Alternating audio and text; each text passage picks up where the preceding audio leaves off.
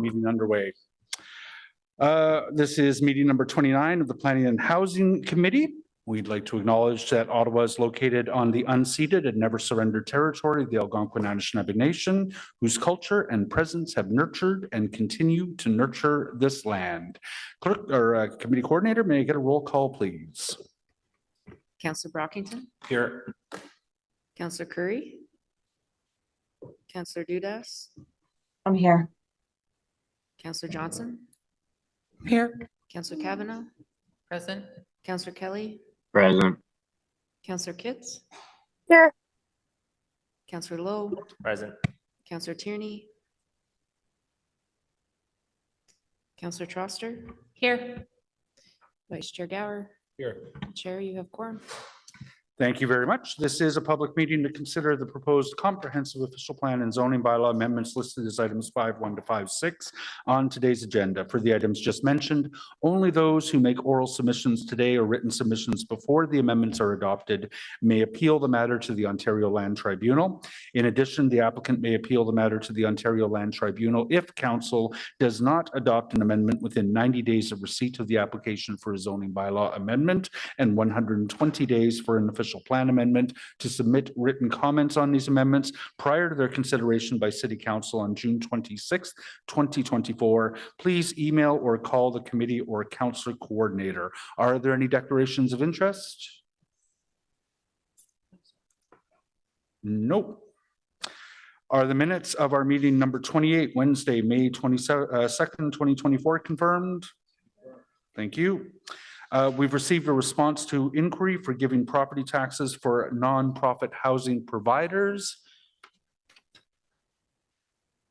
The substantial agenda. Right, what am I doing? Okay, so the first item is the 5.1, part of 3713 Boris O'Kane, 646, 660, 706, and 714 Expansion Road, 542 and 554 Promontory Place. We don't have a presentation planned. There are no delegations. There is no correspondence. Did any members wish to have this item held? Nope. To Scott Alain with FO10, if the committee is prepared to carry this, do you still need to speak? Thank you. Is this item carried? Thank you. The item at 8 Withrow Avenue, we do have delegations. We're going to hear a presentation, so we're going to hold that item. The bylaw amendment for 1640 and 1660 Carling Avenue. Staff is prepared to make a presentation if we require one. There are no delegations and we have received some correspondence on that file. Did any members of the committee wish to have this item held? No. To the applicant team, Paul Black, Doug Vandenham, Patrick Bisson, Olivia Raish, and Stuart Craig, if the committee is prepared to carry this, do you still wish to speak? Thank you. Is that item carried? Thank you, colleagues. The number 5.4 zoning bylaw amendment at 3095 Palladium Drive in Canada North. We don't have a presentation anticipated. There are no delegations and no correspondence. Did any members of the committee wish to have this one held? Mr. Chair? Yes, Councillor Curry? This is the one Palladium Drive. Sorry, I couldn't get on properly. Yeah, 3095 Palladium Drive, item 5.4 on the agenda. Yeah, no, that one's fine. Good, okay. So to Tim Eisner, Barry Godfrey, and Jordan Lupovici, who are signed up to speak, if the committee's prepared to carry this, do you still wish to speak? No, that's all right. Thank you very much. Is that item carried? Thank you, colleagues. The item at 910 March Road, we were anticipating a presentation. There are delegations, so we'll be holding that one. The item at 3745 St. Joseph Boulevard, Councillor Matt Luleff joining us has asked us to hold that one. Councillor Luleff, there are no delegations. Did you want the full presentation from staff? They are prepared to provide one. No, I don't think so. The condo board for the adjacent property has some comments that they wanted read into the record, so we can we'll just hang on to it. I don't think we'd require a presentation. Perfect. Thank you very much. So that'll be held as an item. The item for the Central Experimental Farm Working Group update. I'm going to ask some questions of staff on that one, but we don't have any delegations or presentations. So we'll hold that item. And do we want to let Fatima go by receiving the IPD, the residential dwelling approval pipeline now? Is that item received? Received. Perfect. Thank you, colleagues. Moving back to the top of the agenda.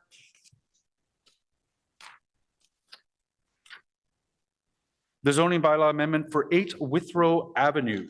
We were anticipating a presentation. Ms. Gorney, we are in your hands. Kirsten, whenever you're ready.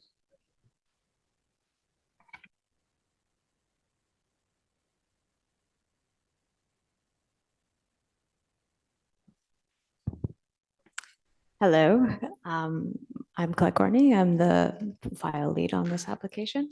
So today we're discussing the zoning bylaw amendment at 8 Withrow Avenue. Next slide, please. So the site's located along the west side of Maribel Road, occupying the entire block between Rossland Avenue and Withrow Avenue, and it has frontage on all 3 streets. Its area is approximately 7,214 square meters, and it's currently occupied by the Julian of Norwich Anglican Church, its former rectory building, and associated surface parking. Surrounding land uses include the commercial uses along Maribel Road, a 5-story office building to the southeast, a school to the southwest, as well as a low-density residential neighborhood directly to the west. Next slide. For some policy context, the site is designated Main Street Corridor on Schedule B3. It's located in the outer urban transect.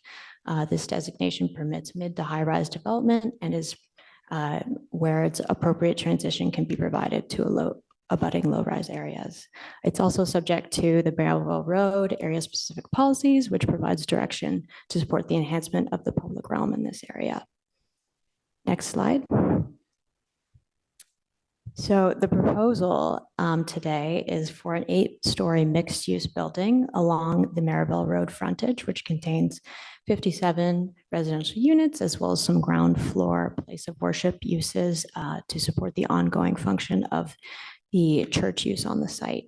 There are also 2 blocks of stacked dwellings proposed to the rear of the site to provide transition to the low-density abutting residential neighborhoods to the west. All units are intended to accommodate affordable housing.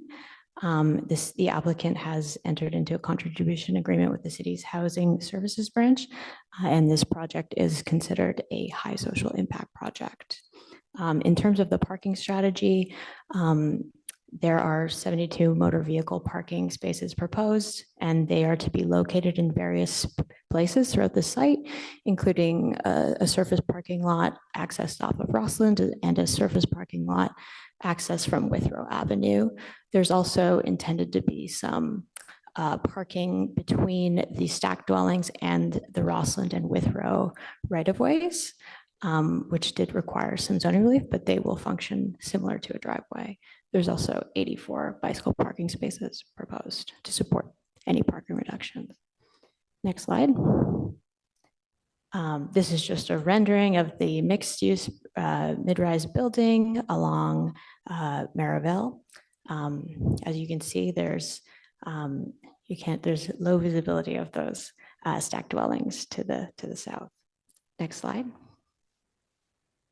So staff's recommendation today is that the committee approve this proposed zoning bylaw amendment to permit the proposed development. The zoning bylaw amendment would have the effect of extending the arterial Main Street zoning to apply over the whole site, as well as create a new site-specific exception to provide zoning relief for various performance standards. Next slide. Some of these performance standards that require relief. So first off, the rear of the site is currently zoned institutional. So to permit residential at the rear, the arterial Main Street zoning will be extended. And then just in terms of parameters, we're establishing that the front and corner lot lines are Maryville and Withrow and Rosslyn, just for clarity when they're being interpreted later on. It'll also be one lot for zoning purposes. And then we're providing relief from various requirements of the AM10 zone with the understanding that the intention of those provisions is met along Maryville, and understanding that the site is quite deep and it's not necessarily intended to be in this context. And then, as I mentioned earlier, there'll be a parking reduction for the site. So the parking, it has been reduced to reflect rates that apply to more urban areas of the city in order to reflect the unique needs of this affordable housing development, as well as address kind of the trees on the site, and in recognition that this type of development does not necessarily have the same needs as other areas of the city. We will also, in that parking strategy, more spaces are being permitted to be sized to accommodate compact cars rather than the standard size. And as I mentioned earlier, we'll be permitting some parking, or we're recommending that parking be permitted between the stacked dwellings and the street. And then just in terms of building setbacks, we've also included some setbacks for the stacked dwellings so that those parking spaces can be accommodated, and then to ensure appropriate transition to the low rise abutting neighborhood. The setbacks have been carried over from the R1 FFF zoning to the west. Yes, next slide. So in terms of the planning rationale for these, staff believe that the proposed development aligns with the official plan direction for Main Street corridors in the outer urban transect. Appropriate transition to the abutting low-rise neighborhood is achieved from the transition from an 8-story building along Maryville to 3-story stacked dwellings abutting the low-rise neighborhood. This proposal would also have the effect of creating 84 new affordable housing units in the city of Ottawa. And the parking strategy, staff hold the opinion that it balances the unique needs of the proposed development with other city goals, such as tree retention, creation of affordable housing, etc. Next slide. So thank you. That's my presentation. Thank you very much, Ms. Gorney. We do have delegations, including the applicant team. What I'm anticipating is giving the applicant team the opportunity to go last, and you can choose whether you want to respond to what you've heard or cover any of the same ground that Colette has just covered. So we'll go straight to delegations. Nancy and Jill, good to see you again. Where are you? Oh, online, great. And is it 2 presentations? It was supposed to be 2 delegations, but Jill got called away on an emergency, so I'm going to try and get it all in under the 5 minutes. I'll give you some latitude. Okay, thank you. Go, would you like me to go ahead? Please go ahead. Okay. Good morning, committee members. We're here today from the City of Ryan Farm Community Association representing our community. We've had great consultation with the church over this development. However, our community's concern with this application is access to the development and its 84 new units. The most important issue for the city to consider when approving new development is access to the property and traffic impacts. They have been treated as an afterthought here. The report claims that this proposal aligns with the applicable official plan policies for this area. The site is designated Main Street Corridor on Schedule B3, Outer Urban Transect, and is subject to Area Specific Policy 45. The planners have ignored the Area Specific Policy 45 part that says changes to the transportation system resulting from development should minimize the potential for cut-through traffic in adjacent neighborhoods. This proposal is contradiction to the new official plan.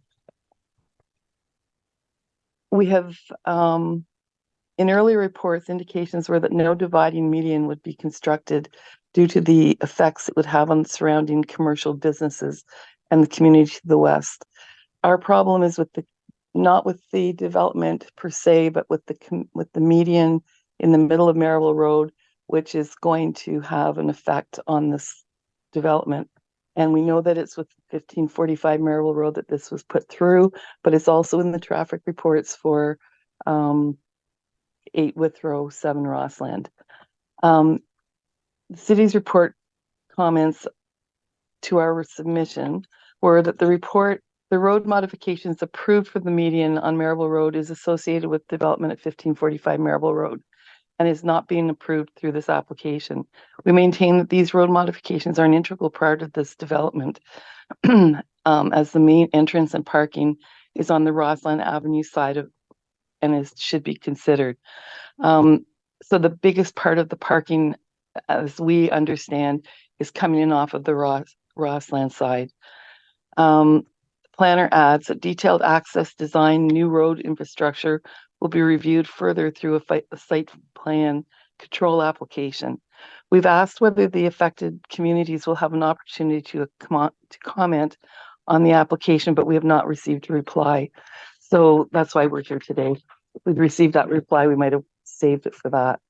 All the northbound traffic coming from on Marable Road will be forced to cut through onto Withrow Avenue, left onto St. Helens Place, and then left again onto Rossland, rather than entering Rossland directly once that median is built.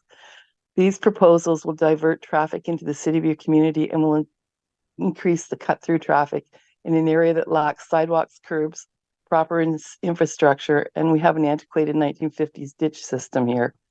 One of our few parkettes is located at the back of Elizabeth Winwood School. Oops, I'm sorry, I missed part of this here. I'm just going to go back for a second. In fact, the 1545 Marable Road development was approved through delegated authority, which included these last-minute proposals for road modification. The community was given no opportunity to comment on it. We did put a petition in through council, but it received no action. The proposal for the new median will prevent left turns onto Marable Road and at Rossland, which currently allows direct access to the Shell station, the Julian of Norwich Church, the Elizabeth Winwood School. This traffic will include the future residents and users of this proposed 84-unit development.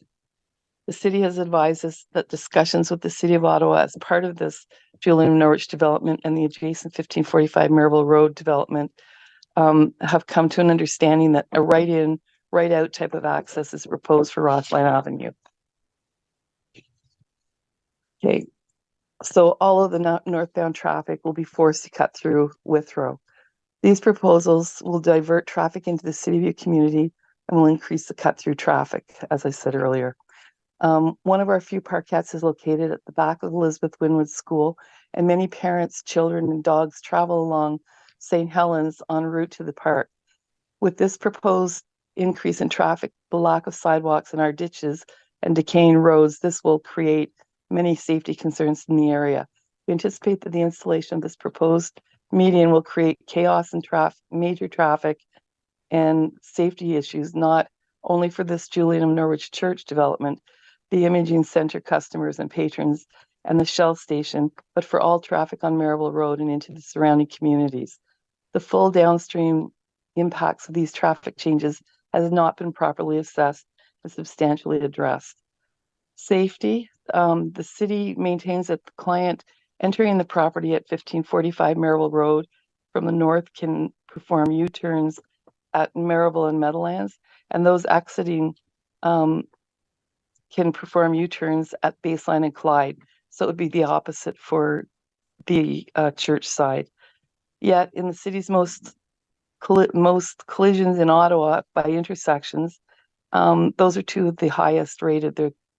They have 24 accidents in each one, and they're very highly rated for accidents. This proposed median will affect traffic access at 1545 Marable Road and direct access to Rossland Avenue. It will create much traffic cutting through the neighborhood and will foster illegal U-turns at the closer intersections at Withrow and Capilano and at Emerald Plaza. This is not a safe place for directing traffic. One safety issue should not be addressed by creating another safety issue. In this case, the safety issue of left-hand turning lanes is substantially less than the safety issue that will be created across this area and surrounding communities if a median is installed. Medians are not ideal. They impede snow removal, are permanent, create an obstacle for drivers, require maintenance and removal of weeds.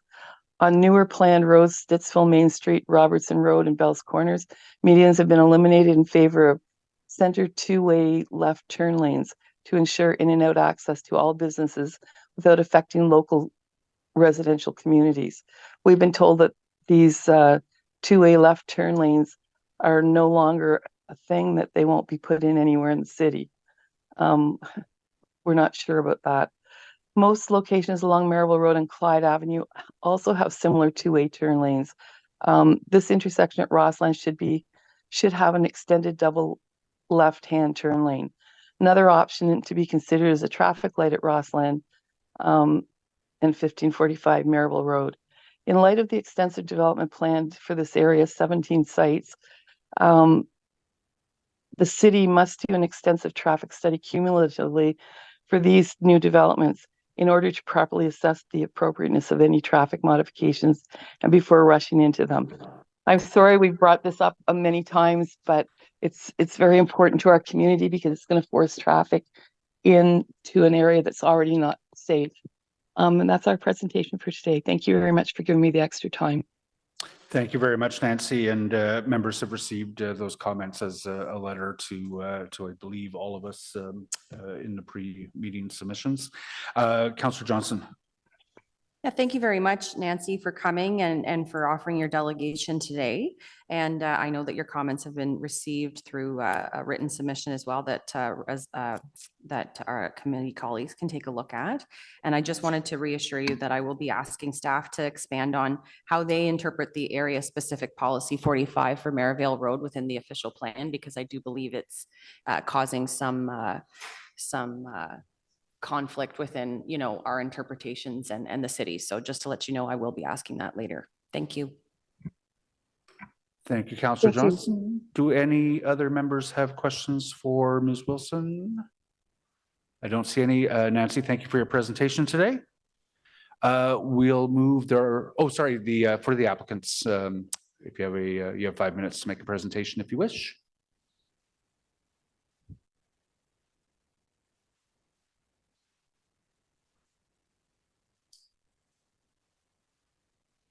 Thank you, Mr. Chair. My name is Eric Bays. I'm an urban planner with Stantec Consulting, located at 300-1331 Clyde Avenue.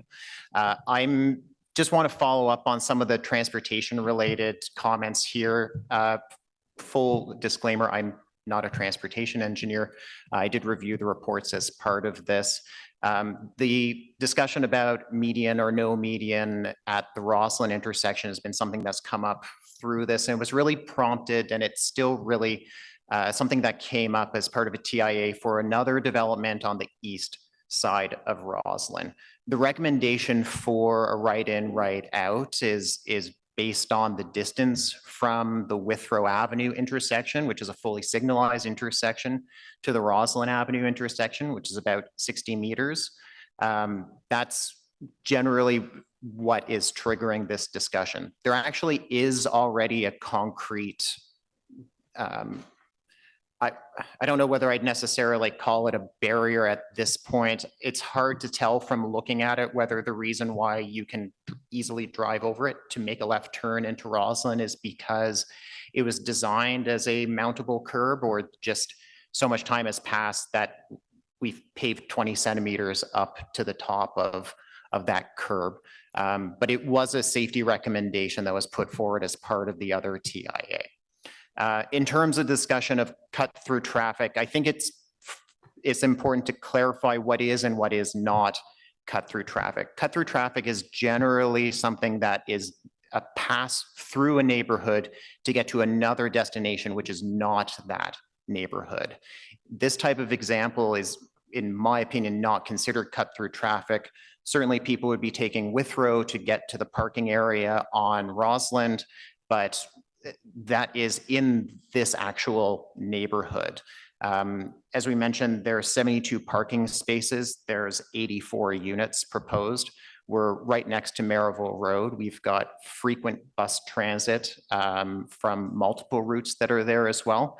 And we're also about a 15-minute walk to the planned BRT along Baseline. This is an area that is in the outer urban area. It is a suburban built form right now, as anyone who drives along Maryville would recognize. But this is the type of development that is intended for Maryville Road. And this is really what I would say is the first step in the evolution of Maryville Road into a more walkable, compact community.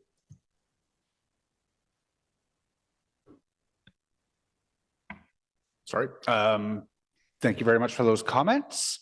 Do members of the committee have questions of the applicant team?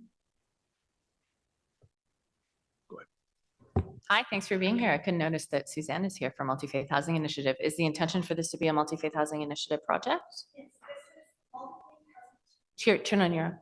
Yeah, okay, sorry. Yeah, Multi-Faith Housing Initiative is the affordable housing proponent for this project in partnership with the Anglican Diocese. And so one of the things I did want to point out is that we don't just do deep core need affordability, which is our focus. We also build healthy communities through a supporting community model and through a lot of community engagement, and also by creating beautiful buildings and beautiful spaces, which people are proud to live in and to have as part of their community. I wanted to kind of put that forward to make sure it allays anyone's fears or concerns with regards to the affordable nature of the housing. And just to kind of quick comment on the presentation from the community member, what I heard from her had nothing really to do with our project. And so I did not hear anything from her that was in opposition to our project. We have been very extensive in our community engagement and reach out to the community to make sure that we have them on board with the community, with the project that we're designing, and make sure that we allay any fears or concerns that they might have. That's great. And I know that MHI, through your own fundraising, is able to offer deeper subsidies. So I'm just wondering what your targets are for this building in terms of affordability, or for this development. So we always do a mix of 40% of deep core need, that's Ontario Works, Ontario Disability affordability, and then we do 40% of BMR, which is below market rent, 70 and 80% of the average market rent for the city, not for the area. The city average market rent is lower than the average market rent for this area, I'll point out. And then we also then do about 20% of average market rents. Nothing is at full market. So that, and we do that, we're able to do that subsidy by super funding at the construction, and then also doing ongoing fundraising every year, fundraising activities in order to be able to maintain those subsidies. Yeah, and I really encourage folks to visit the Multi-Faith Housing Initiative development in Barrhaven. It really is stunning. It's an example of how deeply affordable housing can build not just healthy, but really beautiful communities. It's really, really lovely. We're super excited for the 2 towers going up at LeBreton Flats with MHI. And I just want to commend the Anglican Diocese. This is what we want churches to do with their property.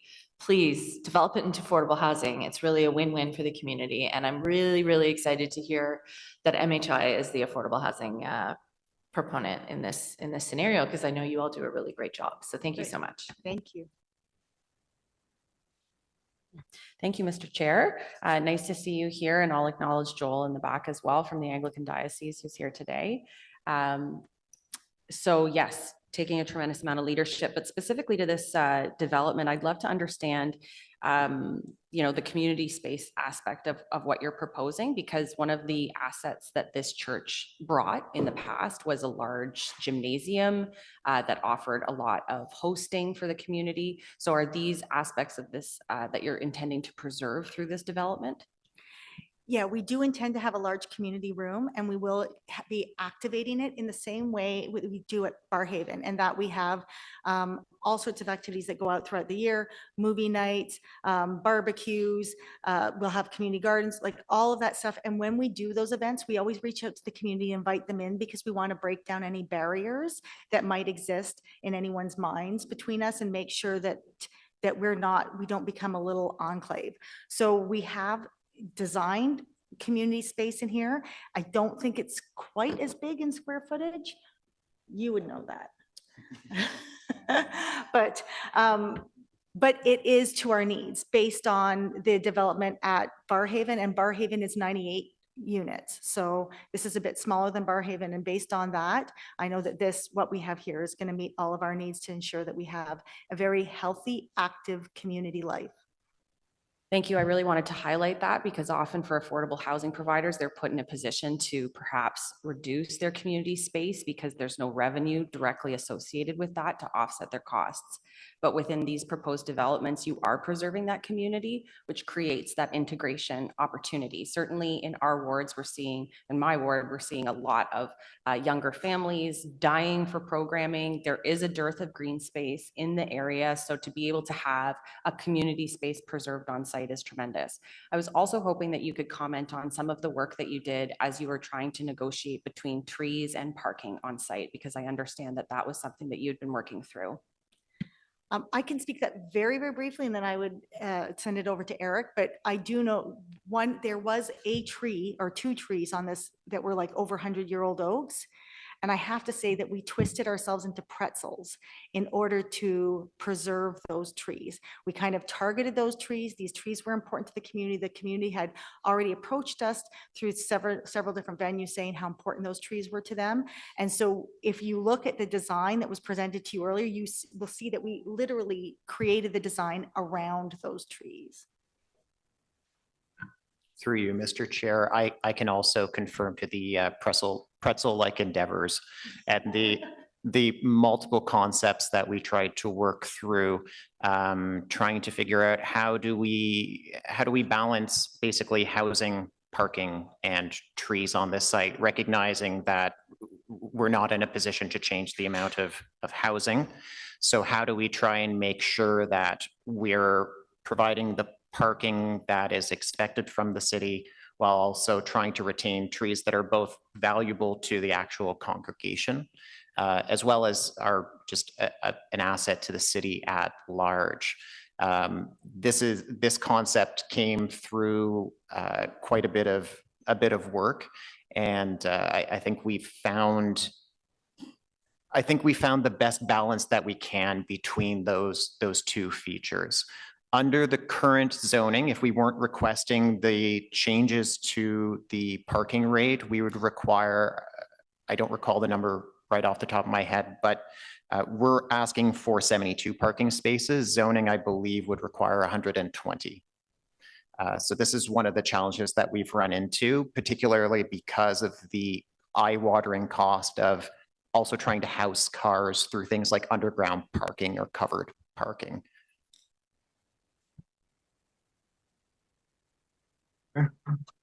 Thank you, Chair. Thank you, Chair.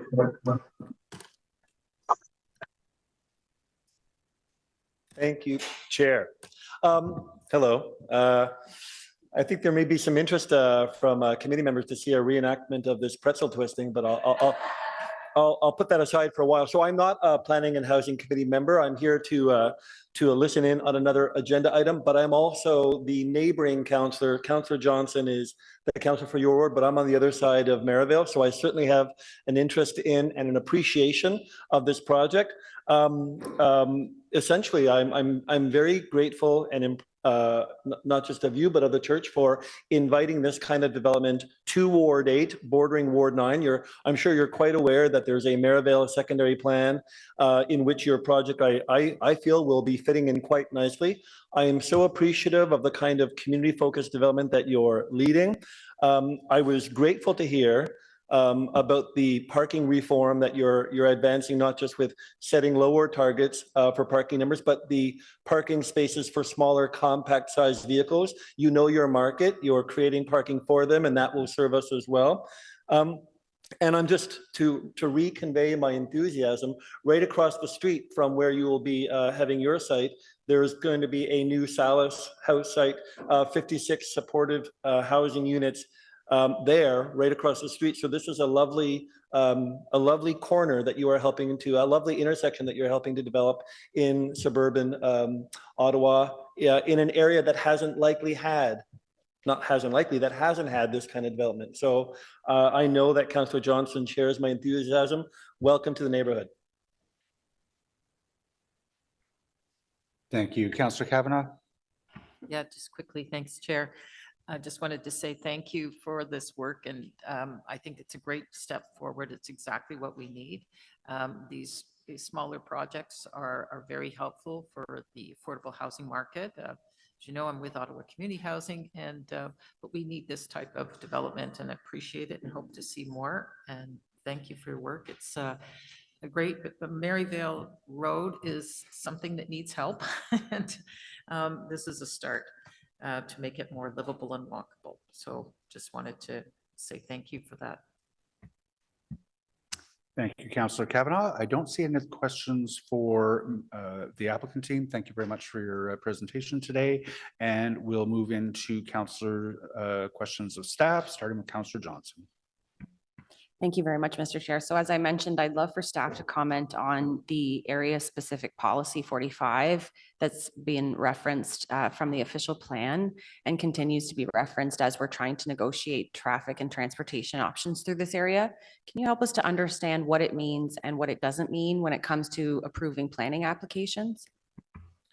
Sure, thank you. Mr. Chair, I'll start with just the high level, the intent and the scope of the area specific policy, and then if development review staff would like to layer on in terms of implementation.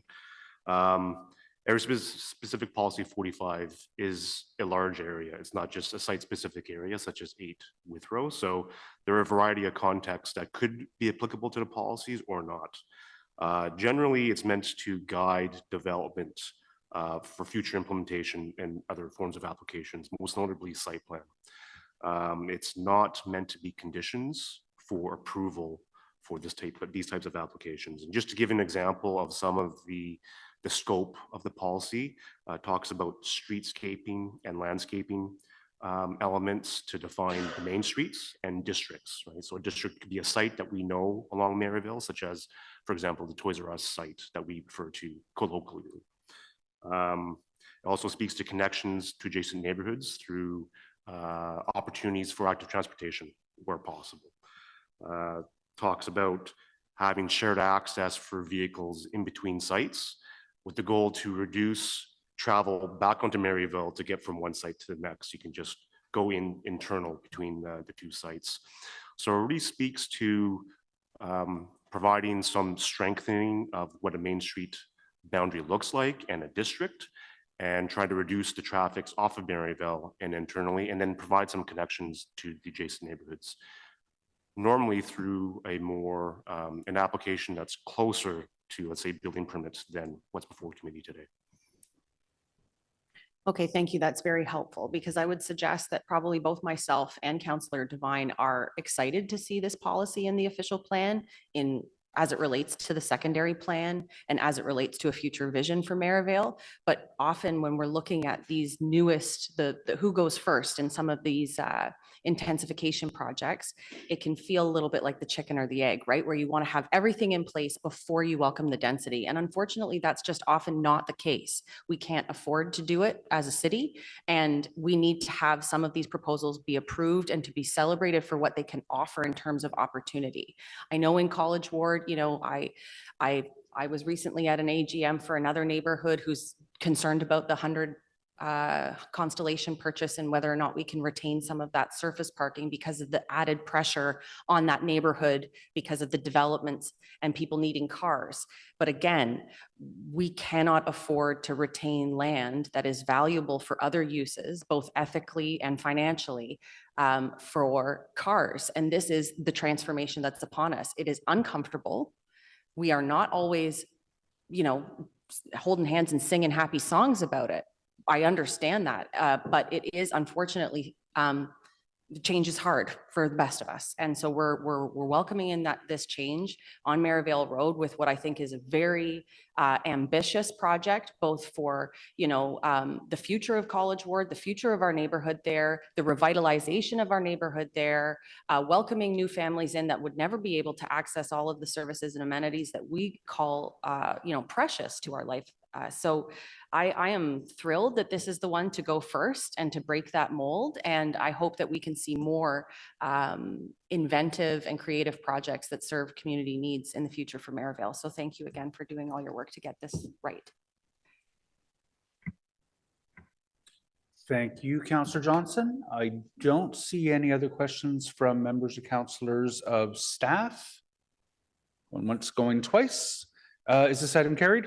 Carried. Thank you. Moving on to item 5.5. Thank you very much, Colette, for your work on this file. Thank you very much, Councillor Johnson, for your leadership on this file. 910 March Road. We'll get a presentation from staff. We have a public delegation. We have an applicant delegation. I think for this, Vice Chair Gower was telling for the second meeting in a row, we don't have any technical amendments. Second in a row. Let's keep that streak going. He does not need something. That is not charitable. It's not a charitable thing to say. Okay. Transit's a quiet file, right? Like I get your point. I'm sorry. The worst. Tracy. Oh, is this? No, sorry. What am I looking at? Stream. I'm sorry. Stream, bring your hands. What is 910 March Road? Thank you, Mr. Chair. Good morning, members of the committee. My name is Stream Shen, and I'm before you today to present the staff recommendation for the zoning bylaw amendment at 910 March Road. Next slide, please. The site is located in the city's Kanata North community, just east of March Road, one lot north of Maxwell Bridge. Next slide. That's an aerial image of the site. It has an approximate area of 2.7 hectares and is currently vacant. The site itself is bounded by the Shirley's Brook tributary watercourse on all three sides, denoted by the blue line. Beyond the watercourse, the land is vacant and zoned for mixed-use development to the north. There are existing and future low-rise residential development to the east and a commercial development to the south. The site is separated from the existing low-rise to the east through a city-owned watercourse block highlighted in blue. The approximate distance is between 39 meters at its narrowest point to approximately 66 meters. Next slide, please. The applicant is proposing a 9-story mixed-use building with 390 residential dwelling units. The proposal also includes approximately 500 square meters of commercial use on the ground floor fronting March Road. The site entrance egress is also located along March Road, and the project includes 568 vehicle and 198 bicycle parking spaces, with the majority of them located underground.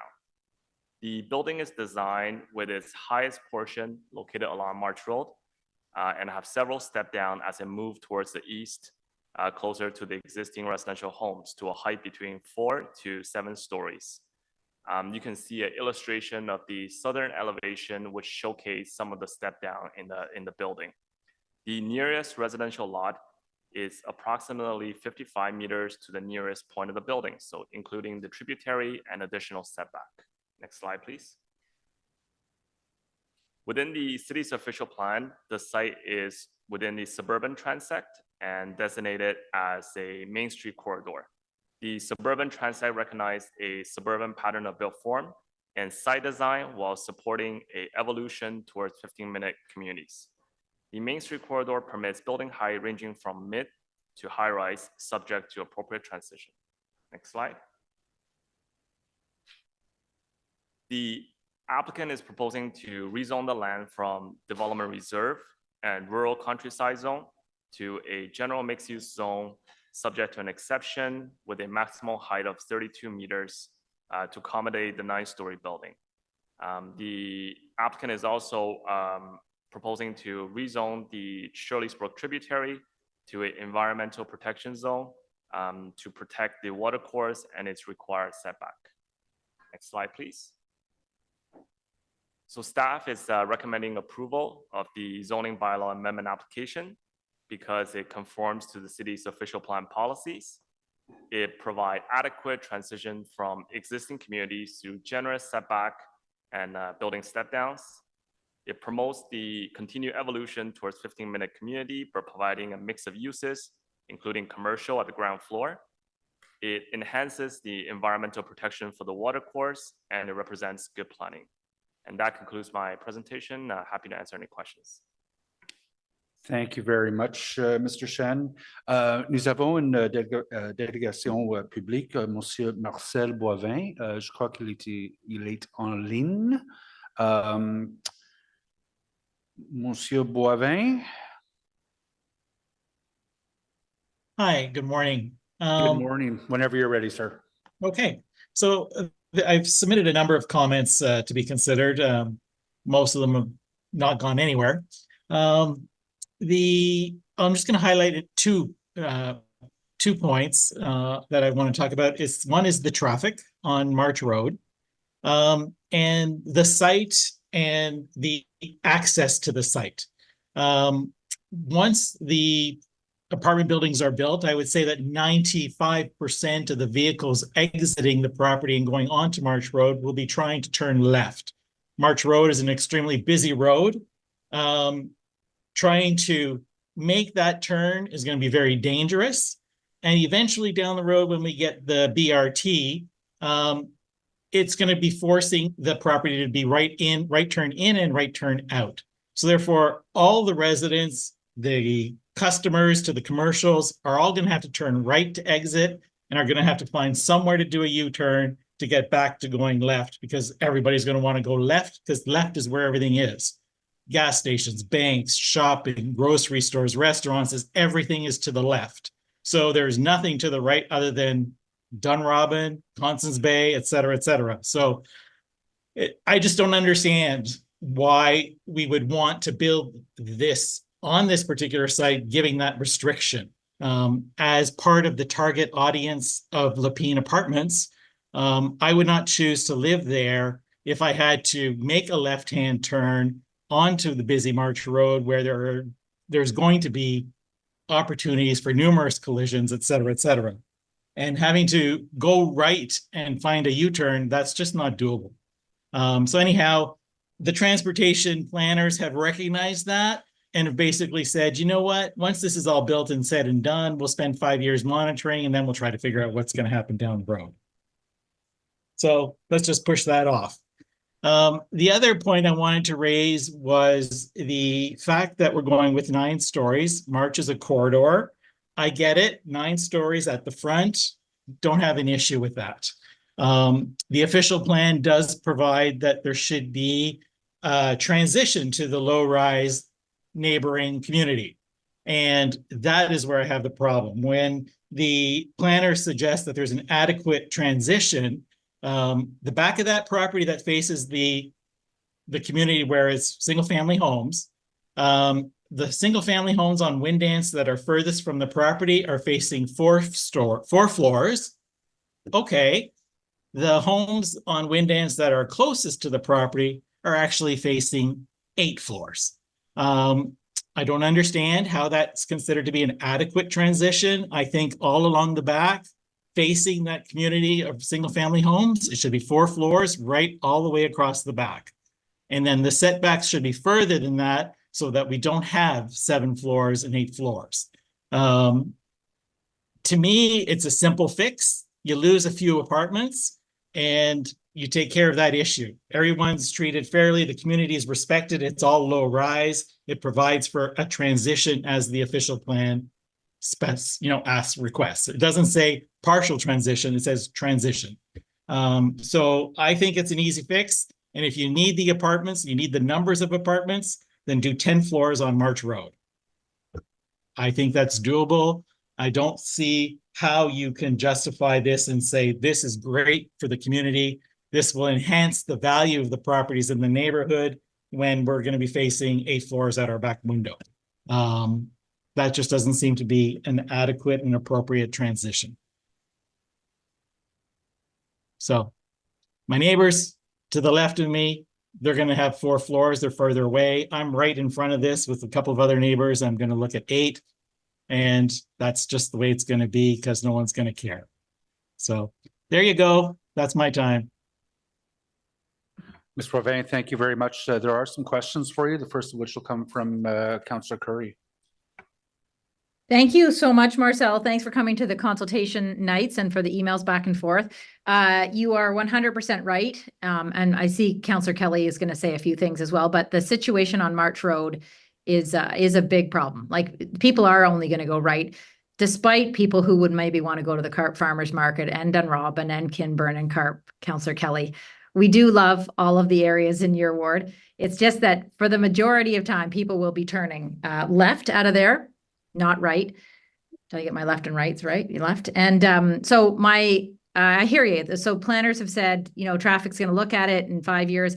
One of the challenges is we're waiting for the widening of March Road, and maybe Clark has a comment or question for you. But are you willing to, because I'm going to ask a lot of questions when we get to questions to staff, are you willing to continue to work with the developer and traffic staff as we get through site plan?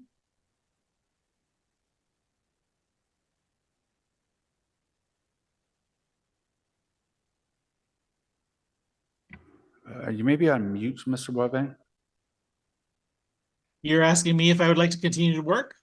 Yeah, would you be willing to continue to work as we go through site plan? Because there's quite a lot more to come. Oh yeah, absolutely. Absolutely. There's a lot of things on the site plan that I'd like to discuss as well, like landscaping, et cetera, et cetera, et cetera. So of course, I intend to continue providing comments. Perfect. Wonderful. So I'll have a bunch of your questions to ask of our staff when we get to questions to staff. But thank you so much for coming and making those 2 very important points. Okay, thank you. And Marcel, there's another question, set of questions for you from Councillor Kelly. Maybe not so much questions, just a comment. And Councillor Curry did start down that road, but I just wanted to clarify that when you do turn right out of this future development, all of which used to be in West Carleton March once upon a time. And if I had my way, I think it would all just remain farmers' fields and agricultural resource areas. But just wanted to give my community a plug that when you do turn right and you head a few kilometers down the road, there's actually an amazing community called West Carleton March. We've got awesome bars and restaurants, some beautiful villages to visit, all kinds of fun on the weekends, like Kathy Curry said, with the farmers market. So come on out, turn right. I encourage you to do that and just head a few minutes down and come spend some money in West Carleton March. So thought I'd take the opportunity to clarify that West Carleton March is part of the city of Ottawa. So thank you very much for your delegation today. Thank you, Councillor Kelly. I will rule that in order. Thank Are you, there Mr. any other Chair. questions of the delegation? I don't see any. Marcel, thank you very much for your delegation today. We'll turn now, the applicant team, Miranda and Greg. You'll have an opportunity to address the committee for your 5 minutes.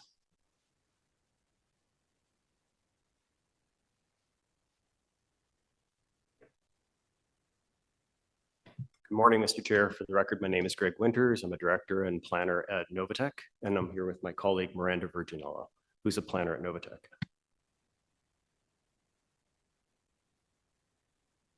So obviously, Mr. Chair, we're in support of the application. We've reviewed it. We're still through the site plan approval process. We're getting very close, but this rezoning application is a major step in the process, as we need to have the rezoning application approved in order to get the site plan approved. And as I said, we're very close to the process of finishing up the site plan application. We just have a few minor engineering comments to resolve, and then some feedback with the Mississippi Valley Conservation Authority to clarify some details.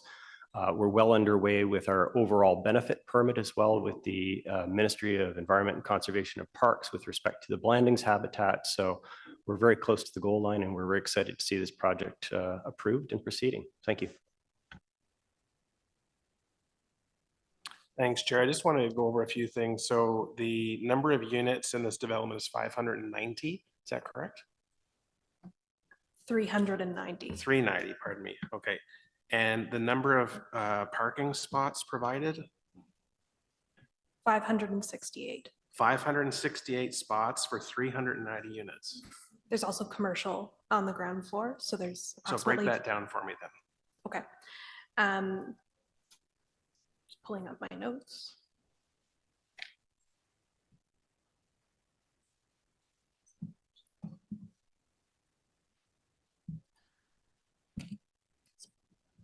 %, 10% maybe? So for the retail component, the zoning bylaw requires 18 parking spaces be provided. We have 19 that we're providing with 12 accessible parking spaces. For visitor parking, we're required to provide 73 parking spaces per the zoning bylaw. We're providing 79. And per the zoning bylaw for the residents, we're providing we're required to provide 391 and we're providing 470.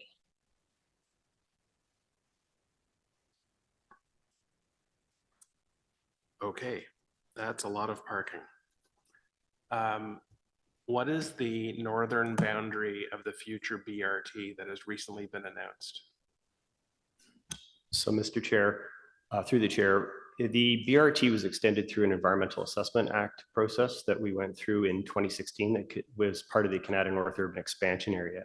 And so the normal terminus of the BRT is officially going to be at the fire station, which is at a new street that's being constructed right now through the Copperwood development that our firm is also involved in.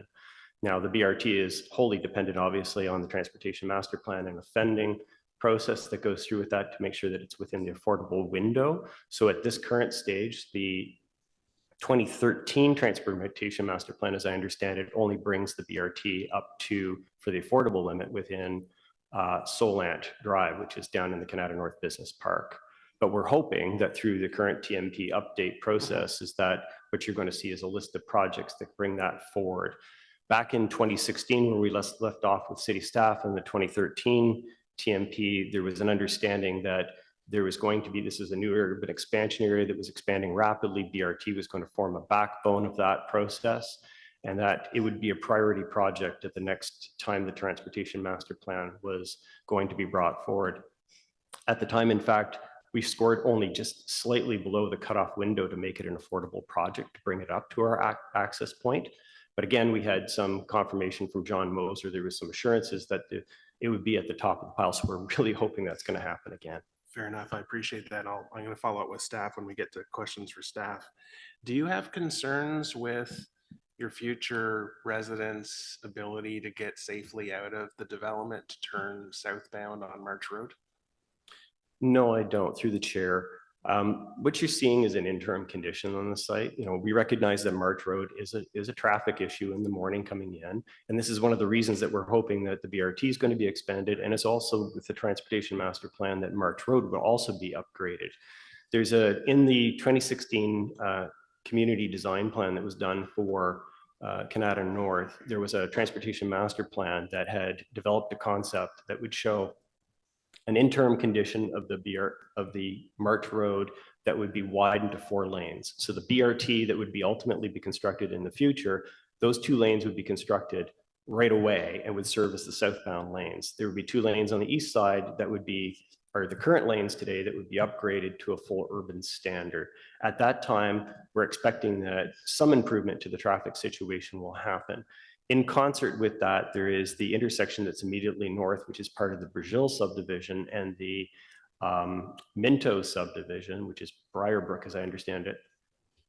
And that intersection is going to be in place as well. We're also building 2 additional intersections to the north. One of them is under design right now and going through the final approvals of the design for the Copperwood subdivision. So it's going to give opportunities for people if they do have to go northbound to get southbound, that they can make U-turns at those intersections and come southbound. Is it awkward? Absolutely, it is going to be awkward, but you're going to see lots of situations like this throughout the city of Ottawa where you're trying to encourage density to happen along the BRT. That's the primary focus that we're getting at, is trying to build that density to support transit. If we continue to whittle down and lower the density along the transit systems, we're going in the opposite direction. So what we want to see is to encourage this greater amount of density along those corridors going forward. So there's going to be opportunities for people. And as I said, throughout the city, you're going to see opportunities where people are going to have that blocked median break at some point in time where you're going to have a right in, right out in these situations in the future. It's existing throughout the city of Ottawa. It operates and people get used to it. So thank you very much for your question. Thank you for your answers, and I will follow up with staff on some other matters, but thank you. Sorry, I meant to put my hand down. I was also going to ask about the high amount of parking. So I will have questions on that for staff. Thank you. Thank you, Councillor Curry. Thank you very much. So yeah, that's current situation is where people are coming out of the McDonald's going right and having to do that U-turn. And let me tell you, it's not fun, and it's going to be very busy and much more busy. So, you know, I hear what's being said, you know, oh, well, it's temporary. It's going to continue to be that way. Those U-turns are not safe things that people try to do right now, and they won't be safe going forward. But, you know, there's a whole lot of, well, we hope this and we hope that. We'll just see, you know, hope's not a strategy. But my question for you is, are you willing to be working with the community as we go forward with site plan?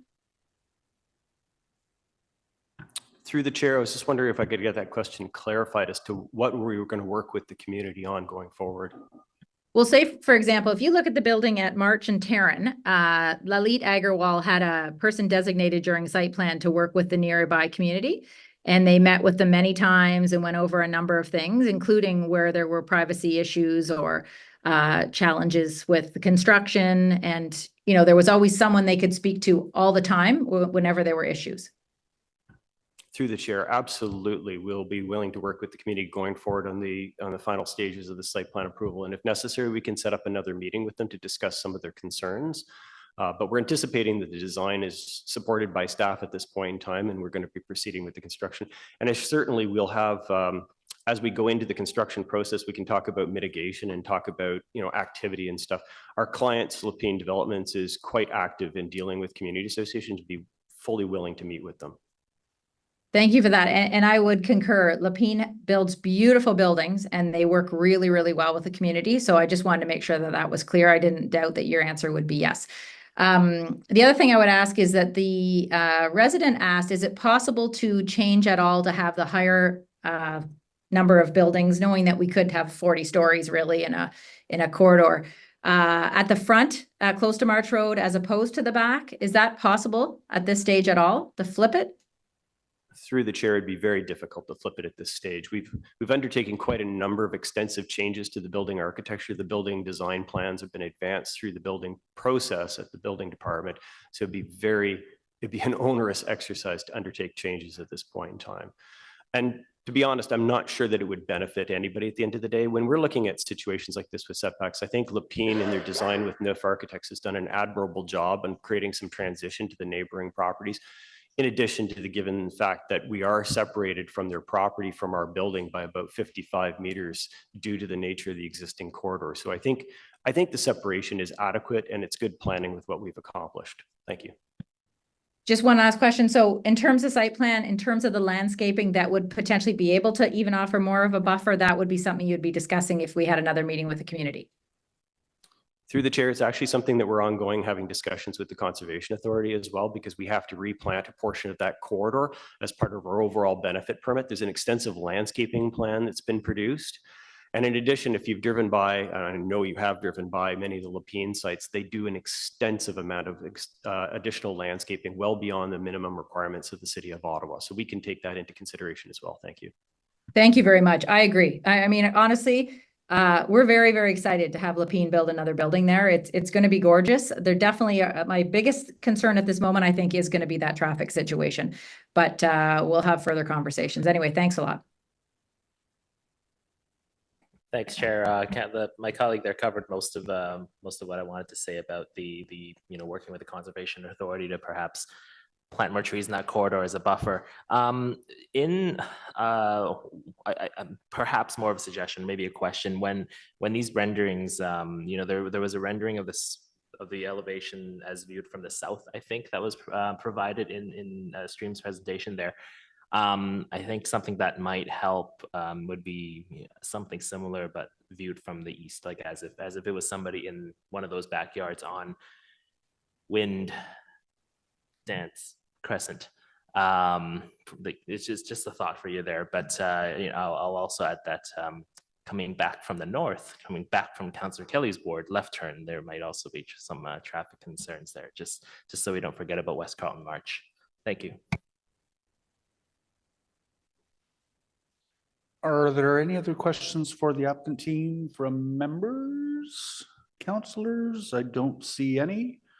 Greg, Miranda, thank you very much for your presentation today. We will turn to questions of members from staff. Who's first? Vice Chair Gower. Thanks, Chair. The delegation was asking about transition. I know in the staff report, there's a reference to a 45-degree angular plane being achieved. Can staff comment on how they evaluated transition, and if beyond the 45-degree plane, if there were any other elements that contributed to your evaluation that transition is successful here? Yes, absolutely. Through you, Chair.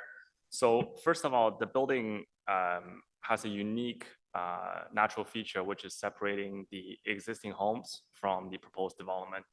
As I said in the beginning, it's about a 40-meter corridor that's currently city-owned. So in addition to that, the applicant has set back the building an additional 15-meter or so to achieve a very minimal 55-meter setback from the back of the resident's home to the building itself. And if we do some basic math on the 45-degree angular plane, at the very tail end of the building, a 20-story building would fit under the 45-degree angular plane requirement that's typically applied as part of design review. So just to give you a scale to compare with, whereas the applicant is proposing between 4 to 7 stories. As the applicant team has mentioned, there is a replanting effort happening in the tributary to enhance the landscaping treatment. So there will be an array of coniferous and deciduous trees. Some of the trees will be there throughout the year, so that will help with the additional buffering. And just to provide additional sort of perspective on the setback itself, a major arterial road is typically 45 meters in width. So the distance between the building to the residence rear is exceeding that sort of a setback requirement. Some other things we looked at is the step down of the building, which is something we often want to see when we're talking about transition. And the applicant has done several step down as it leads towards the rear of the building itself. Staff also look at the shadow analysis, which meeting the city's terms of reference with minimal amount of shadow impact that quickly moves through the evening hours. So these are some of the elements that we assess when we're looking at transition. Okay, so the physical location, the size of the site, and the green space buffer allows for a lot more transition than we would typically see between a site like this and an existing neighborhood. So that is correct. Yeah, okay. On the parking, so my rough calculation was, it looks like it's about a 1.2 parking ratio, but I think the bylaw would require a minimum of 1. Is that about correct? For resident parking? The bylaw requirement would be 1 per resident parking and 0.2 for visitor parking. So yes, they are over providing. The minimal bylaw requirement is around 490 spaces, give or take, and they're providing 568. And I know there's not a maximum parking, but did staff explore with the applicant options to stay closer to that 1.0? So I wasn't originally on the file through you, Mr. Chair, but yes, you're correct that there isn't a maximum parking requirement for this area. And I think staff is always cognizant, right, of the evolution of the suburban context as it moves closer to an urban landscape.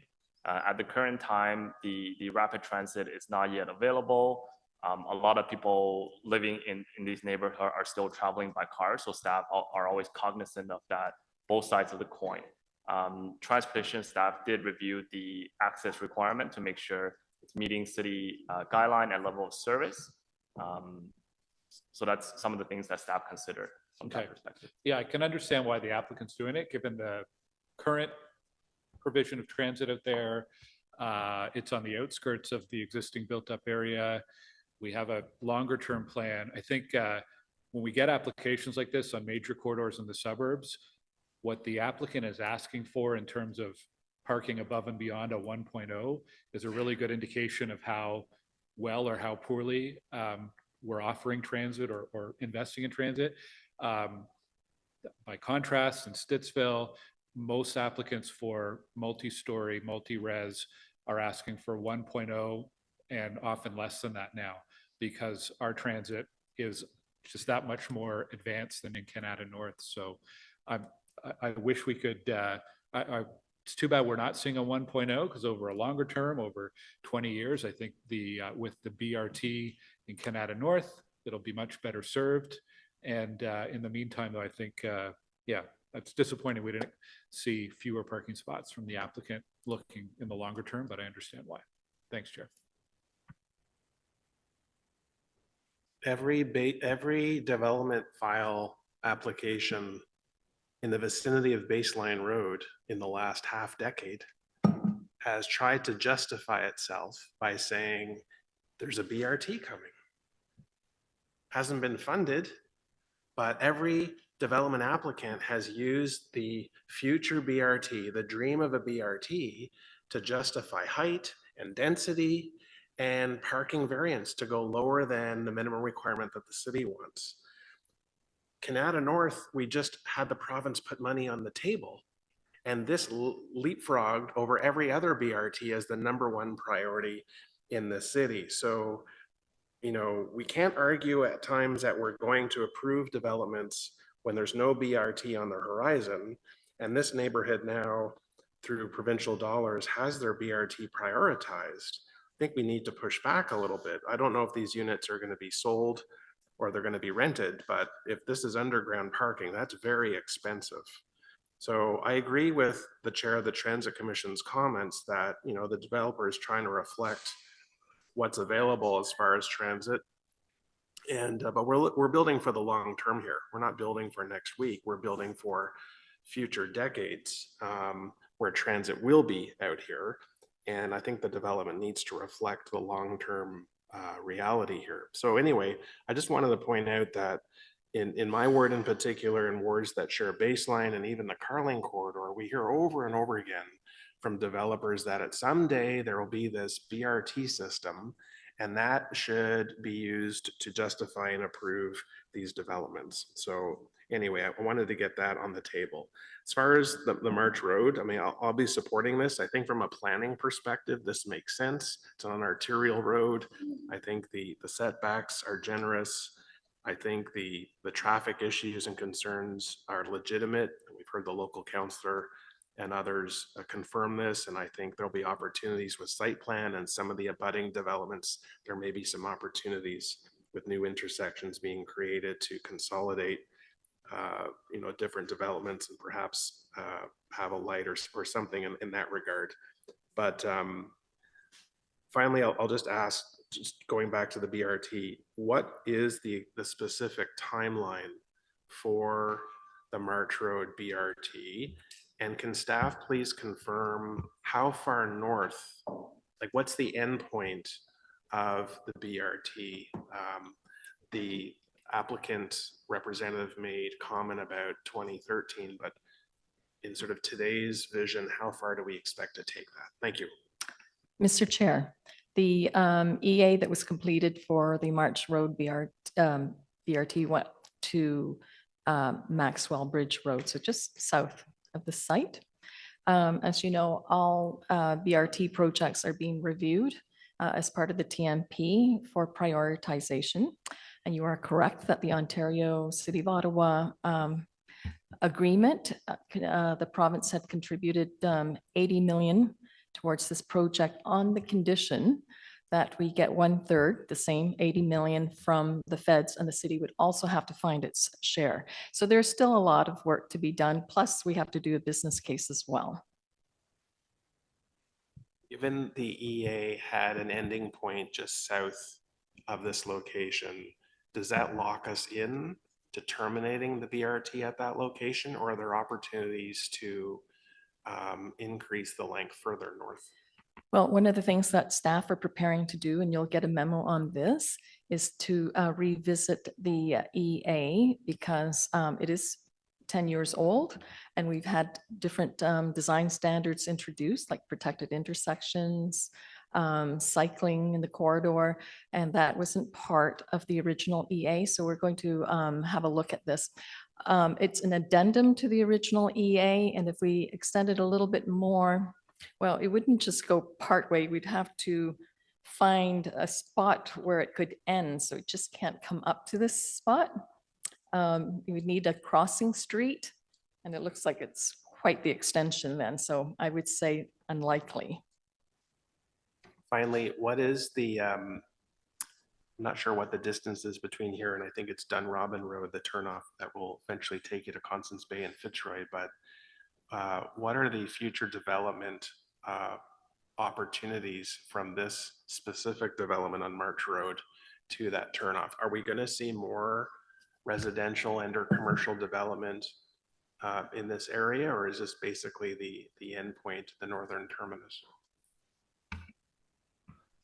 So, Mr. Chair, just in terms of development potential, 910 March Road is south of the urban boundary. So I'd say that the development potential is probably the highest within the urban area. And then once you get to the rural transect, the potential drops off. Fair enough. Okay, thank you for the answers to those questions. Thanks. Thank you very much, Councillor Brockton. Kathy, did you want to go after Lane, or did you want to go now? Sure, I'll go after Lane. Perfect. Okay, Councillor Johnson.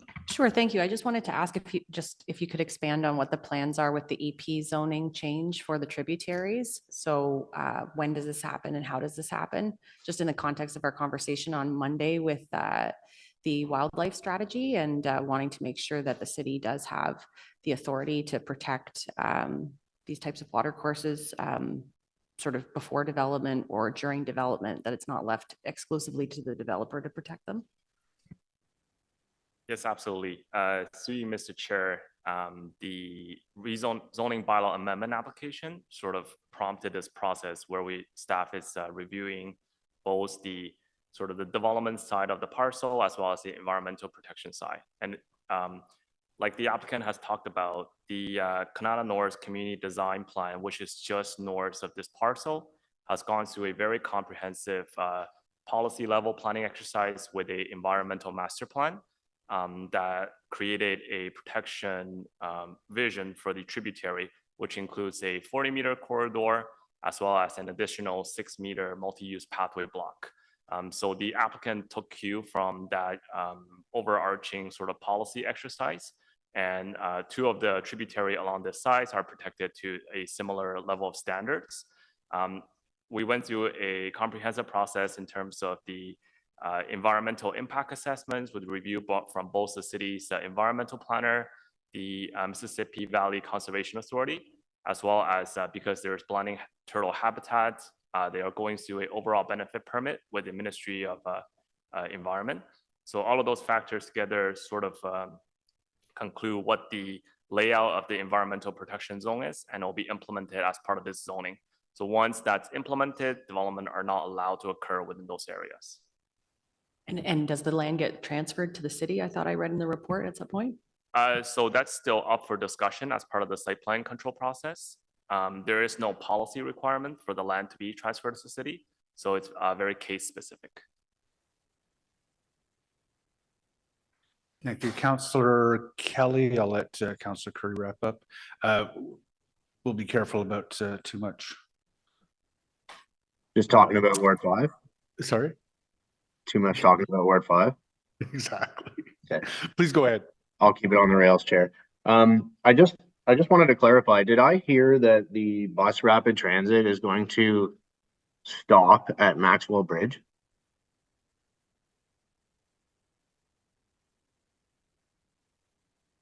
Councillor Kelly, could you ask that again? There's a Maxwell Bridge and there's Maxwell. And they're very close together. It's Maxwell Bridge. Okay, so I believe, and I'm not great at judging distances just off the top of my head, but that's quite a piece from the development that we're talking about right now. And then there are thousands of units even further west than that. So are we expecting these people to walk to Maxwell Bridge to get onto this bus rapid transit? Sorry, Chair, could the councillor please repeat the question?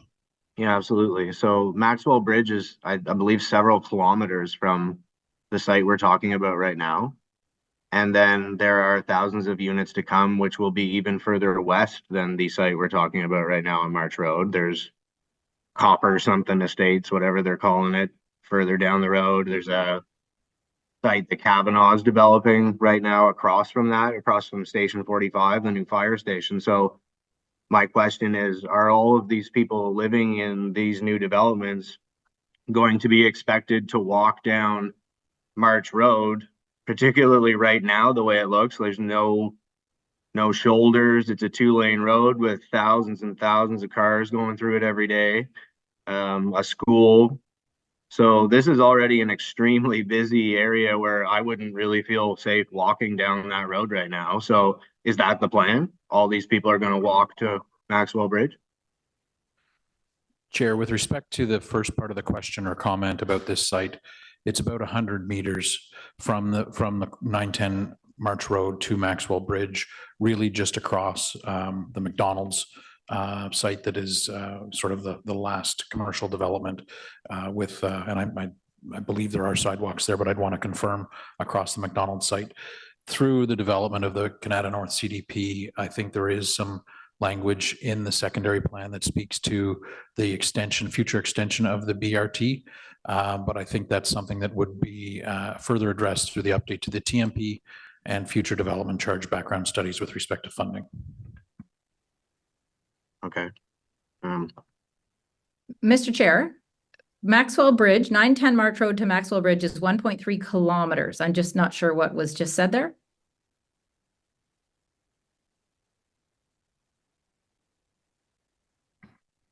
Chair, Maxwell Bridge to 910, I'm measuring it as 118 meters on Geo-Ottawa across the frontage of the McDonald's.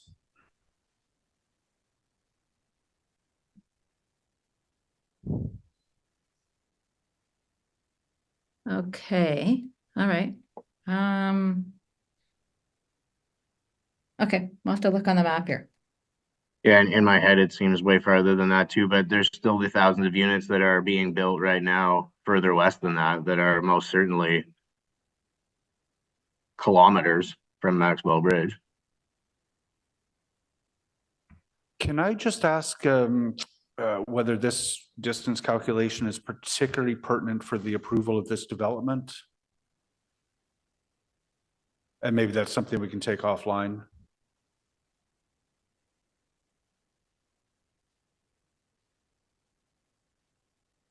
Councillor Kelly? Yeah, sure, whatever. I do believe Maxwell Bridge is close to that McDonald's. I'm just wondering what the plan is for the rest of the development that's already being built right now.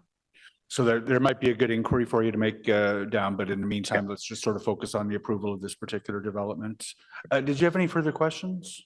No, that's all, Mr. Chair. Thank you. Thanks, Councillor Kelly. Kathy? Yeah, sorry about that. Yeah, there's definitely some confusion. Yeah, Maxwell Bridge is right there. However, the issue is that the funding for the March Road BRT, just to start with this, because we were talking about it, is only up to either Solant or Terry Fox. Like there's mass confusion around that, what that was determined to be.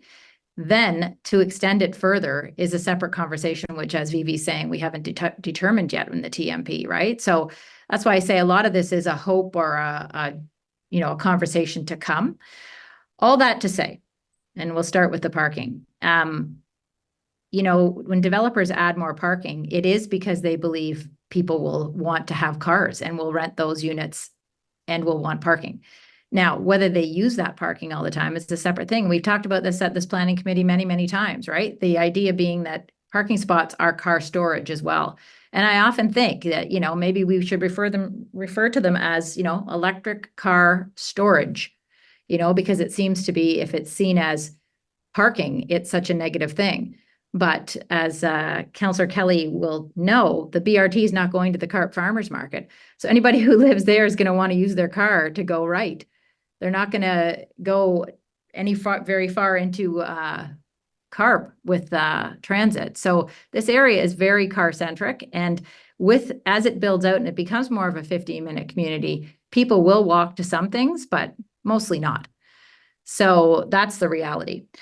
The couple things I just wanted to say about this report, and that just to correct a couple of quick things, that the consultation we held was in April, not in August. So we just made that glitch. Not anybody cares, I'm sure. That this area that we're talking about for 910 March Road was not in the community development plan conversations, and that was confusing in the report, but it still is very much integrated into it and would be considered as part of the whole. There weren't any technical amendments, but there almost were two. And one of them would have been to correct that it isn't in the CDP. And the other is that the water courses hadn't fully been determined who was going to own them, but that is all still to come. I will say that, when we get to the TMP, I'm really glad that councillors are focused in on this area, because it will be a big part of our conversation there for Canada and what is required. But I guess I would want to go back to VVG just to say, the concept of it actually getting there. So if at the TMP we decide this is the top priority, we have to get this BRT right up to, even closer to the Dunrobin Light, to that fire station. When would that actually happen? What year are we talking about? If it were all to go perfectly, all approved, all perfectly funded, when would that actually happen? Chair, so the TMP will be in front of council next July for approval. So that sets the priorities. Then we have to find the funding for design. A design could take about 2 years. Then we have to get our share of the 80 million to take advantage of the 1/3 that the province has provided. So let's assume that all of the funding is in place, including the federal, which is unknown at this time.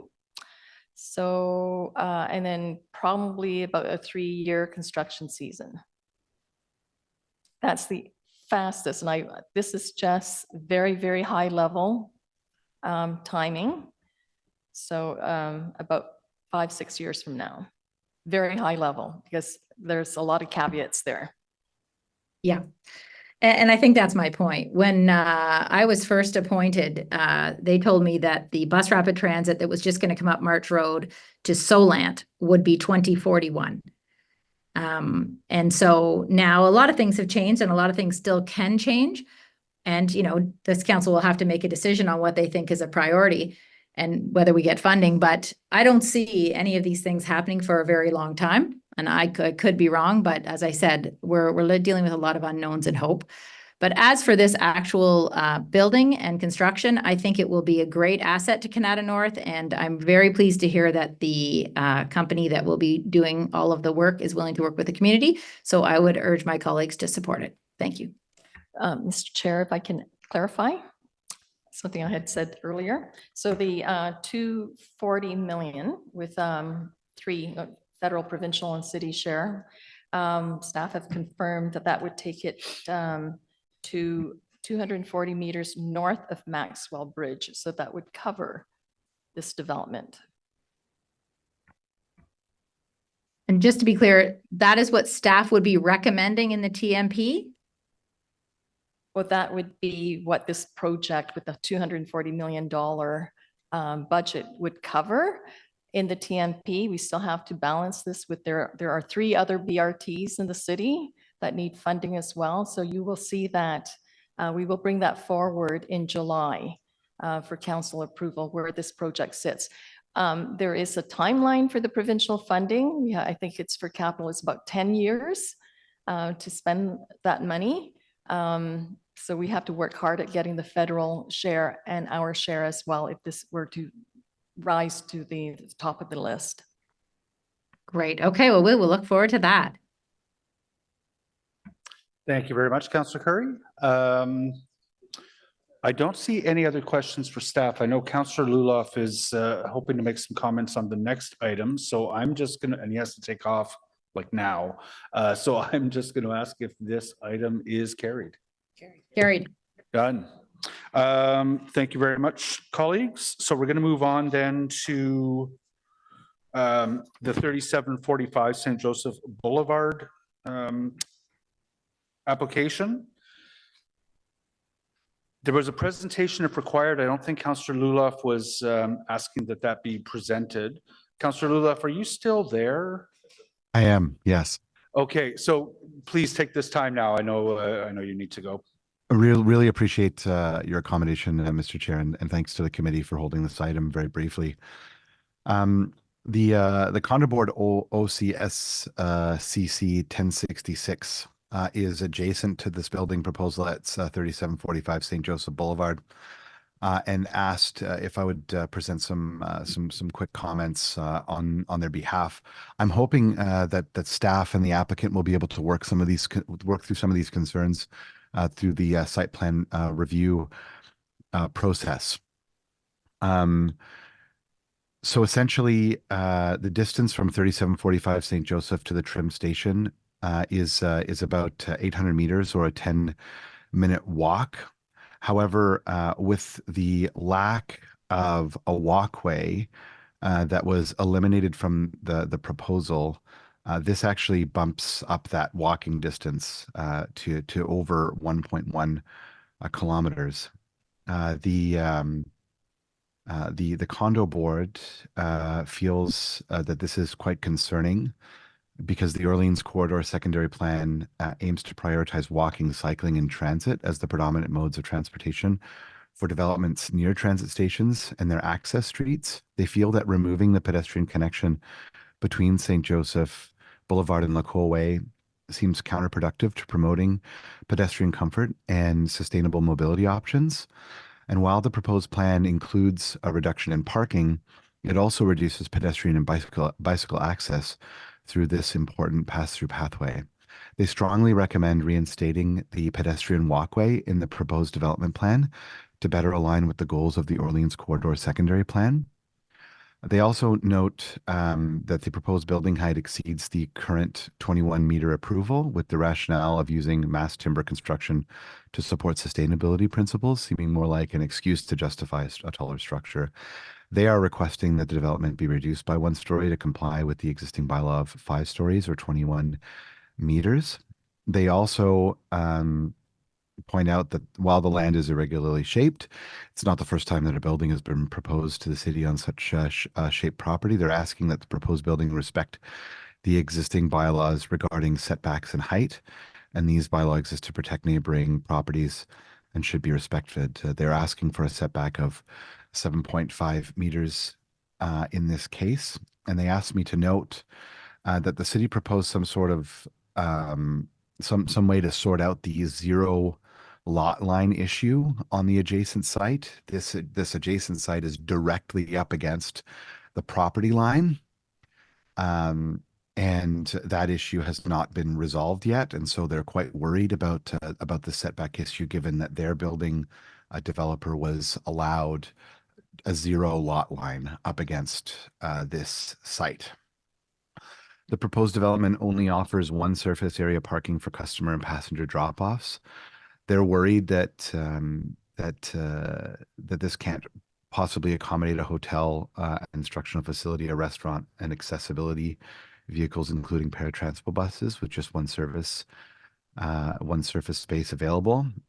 And they're opposed to that. They're worried that this is going to cause congestion on their site, as well as they believe that they, based on demand, are about 18 to 20 spaces short on their property next door. They're requesting that, through site plan approval, that a fence be installed between the 2 sites, because there's an existing joint easement access between the 2 properties on the east side of 3735 St. Joseph. However, because OS OCS CC 1066 has a 0 lot line property. They're unable to install a permanent fence on their own property because the building is directly up against it. And by installing a gate next to the building, they can control access to the easement and prevent patrons from 3745 St. Joseph from parking at 3735 St. Joseph. The May 2023 TIA report highlighted the high probability of patrons from 3745 spilling over onto 3735 due to limited available surface parking, and they're committed to preventing this and safeguarding their very limited parking. And I'll note that one of the tenants of this building provides incredible programming for those with physical and mental challenges, and want to be able to preserve that space so that people can be dropped off for programming, including being able to turn around in a paratranspo bus. So in summary, what they've asked me to present to the committee is that with the lack of this walkway, that it doesn't meet the 800-meter radius of future trim LRT station. They object to the elimination of that walkway. They object to increasing the height limitation. They object to the request to reduce the interior side yard setback along the east side of the property line from 7.5 to 3.5. They object to the request to reduce parking requirements to 75 because it's not consistent within the report. They strongly question the proposal providing only one surface parking for the hotel, and they request the installation of a permanent fence barrier. So that's on behalf of Stéphane Gauthier, Lynn Rivet, and Len Goddard of the Condo Board 1066. Thank you very much. Hopefully we can work through these issues through site plan review. Thank you, Mr. Chair. Thank you very much, Councillor Luloff. So we're obviously in an unorthodox order here. Matt, was there anything that you wanted a response to today from the city staff? Perhaps the only question is many of these issues that have raised. I'll ask city staff if these things can be worked through site plan review, if that's a possibility, and if if staff working on this file might be able to further have a conversation with Condo Board 1066. It is a bit confusing. I'll mention that the proponent of this particular site also has the exact same name as one of the Condo Board members at 3735. He's recused himself from this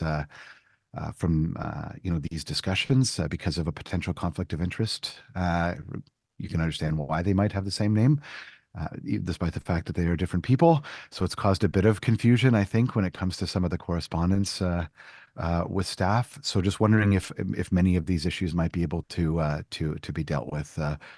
These concerns could be dealt with via site plan review. Thank you, Mr. Chair. Really appreciate it. Thanks. I know you have to go, so I'll just ask staff to confirm that they'll continue to work with you on these issues through site plan review. Sure, that's certainly something we can do through the site plan. We can take a look at the comments and see if it can be addressed. Okay. Really thank you very much. So let me get back on track here then, just by asking members whether they would like to get the presentation on this one. And then to the applicants team, Pamela, Austin, Daryl, Sarah, Matthew, if the committee's prepared to carry this, or sorry, did anyone have questions of staff? Did they want me to hold this one? To the applicant team, if the committee's prepared to carry this, do you still wish to speak? Thanks you. And we don't have any delegations on this one. So I'll just ask the committee, is this item carried? Carried. Very much. Thank you very much. All right, going to our final substantive item on the agenda. It is the Central Experimental Farm Working Group update. I did have a question for staff on that one, but I can hold my question unless other members of the committee had questions. In which case, I'll move ahead with mine. You have a comment? Okay. So we received We received correspondence from the Civic Hospital Neighborhood Association asking that in light of the fact that this working group is being formed with a mandate to review the future of development vis-a-vis the Central Experimental Farm, that we consider putting a holding zone on zoning moving forward until the outcomes are determined. Is that feasible? So Chair, I believe, just to correct, I think it's an interim control bylaw rather than a holding zone. Have they changed that? Did they ask for an interim controls bylaw? I believe that's what staff have received. Okay, yeah, they had previously sent something on a holding, and I had suggested that what they really need is an interim control bylaw. Understood. So an interim control bylaw is the way to freeze development around the Central Experimental Farm pending the outcome of the working group review. So, Mr. Chair, both are legitimate. They are different processes. At a high level, though, an interim control bylaw or even a holding provision through future applications, that could be a separate item, but an interim control bylaw, it's really a specific window between today and when recommendations brought forward by the working committee are brought forward by this committee for their approval, and any applications in that window, just to be clear on the scope of what a control bylaw does. And the way to control bylaw, it limits development to what's otherwise written into the bylaw. Okay. That's a very important point because it's not entirely clear what would be that permission until the end of the interim control bylaw. So, for example, this committee may receive applications that may not have impacts onto the farm, but the control bylaw may limit those applications. And so there could be a timing issue with some of those applications going forward if the outcomes of the study have to be completed during the duration of the interim control bylaw. The discussions back in September 20th on 780 baseline really focused on the planning merits of objectives that this committee tries to consider for the official plan and any impacts to other sites. And so for this one was the Central Experimental Farm. So again, there could be proposals that meet the objectives of the official plan that may not have impacts onto the experimental farm. What staff proposes is through this process, if there are applications received while the working group is looking at the issue, those applications would be shared with that working group, and that working group could provide comments back to staff on the application. And depending on the timing, if that application wishes to move forward, staff would also be able to provide recommendations with regards to the objectives and the merits of the application, what the working group comments have before this committee, and then this committee could also consider the comments from the working group and staff recommendations as well. So in short, there's still an avenue for this committee to hear comments from the working group on any applications while the joint committee is working on trying to come up with some mitigation strategies between applications around the farm and for this committee to consider how to move forward with those recommendations. Okay. And then the working group is contemplating the interface between tall development on the periphery of the Central Experimental Farm and the impact that might have on the research efforts that are taking place on the farm. What are the potential range of outcomes? So that range is one of the items from that we will put forward in our scope of work for our consultants to I don't want to say develop development scenarios to think about those different development scenarios that could happen around the farm. So that is part of the scope. Don't know what that is today, but that is something that the consultants will bring forward to the working group. You may not want to comment today, but what is the likelihood that an outcome could be that height is capped on the periphery of the farm where that might have impact on the research activities? I'm just trying to understand whether that is an outcome that's realistic or not out of this exercise. Premature to comment on that today, Chair. One of the other parts of the scope of the consultants is also to review what those scenarios are, receive information from Agriculture, Food Canada on what those impacts might be on their operations, to assess the combination of those two, and then provide some recommendations. Also, being cognizant of what the official plan is trying to achieve within its context. Yep, that's the fundamental tension as we've seen. Thank you very much for that. So a couple of my colleagues have got questions. I'll move to Councillor Curry first. Yeah, I just have one question really, and that is, in the working groups, deliberations, discussions, would it be very clear that, as Tim Mark told us 3 times in our meetings, that no one has the prescriptive right to sunlight since 1882? So would it be very clear that in terms of impacts, we wouldn't be considering impacts that are not defensible at the OLT and haven't been since 1882? Would that be 100% clear as they go forward? So, Mr. Chair, that's certainly information that staff would be sharing with the working group and the consultants for them to consider. Okay, great. Thanks.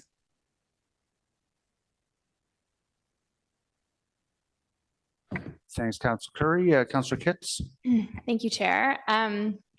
Appreciating that this is a very unique scenario. I'm just wondering if there's any sort of precedent for the city to be taking on the cost of something like this, or if cost sharing was explored at all.